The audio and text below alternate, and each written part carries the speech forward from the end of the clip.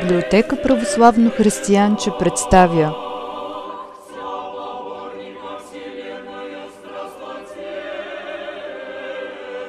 Свети великомъченик Димитър Солунски. Свети Димитър се родил в Солун през 3 век. Произхождал от знатен род. Баща му бил управител на града. Имал в дома си стая с икона и кандило.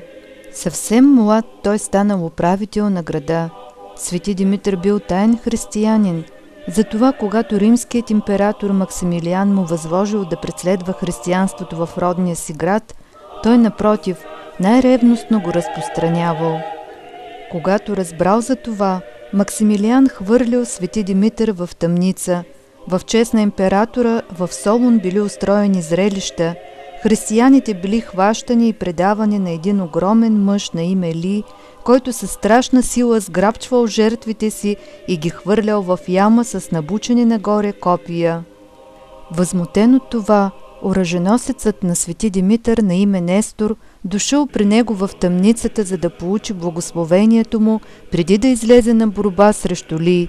Въоръжен със силата Божия, Нестор излязъл смело на арената, сграбчил Ли и го хвърлил в ямата.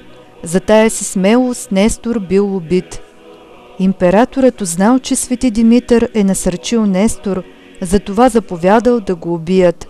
В 306 година Свети Димитър бил посечен с меч. Бог прославил тялото му с нетление и чудотворна сила. Християните запазили мощите на светеца. След като гоненията били прекратени над лобното място и гроба на Свети Димитър в Солун, бил построен малък храм. В него ставали много чудеса. По-късно храмът бил разширен и тогава намерили нетленните останки на мъченика. От тях потекло благовонно миро и затова църквата го нарекла Свети Димитър Мироточеви. Заради чудотворната сила на мощите му, Свети Димитър бил почитан като покровител на град Солун. За мироточевите му мощи се говори в паметници от 10 век. Днес мощите на Свети Димитър се съхраняват във великолепната базилика, издигната на мястото на малкия храм. В деня на неговата памет в Солун се стичат поклонници от цял свят.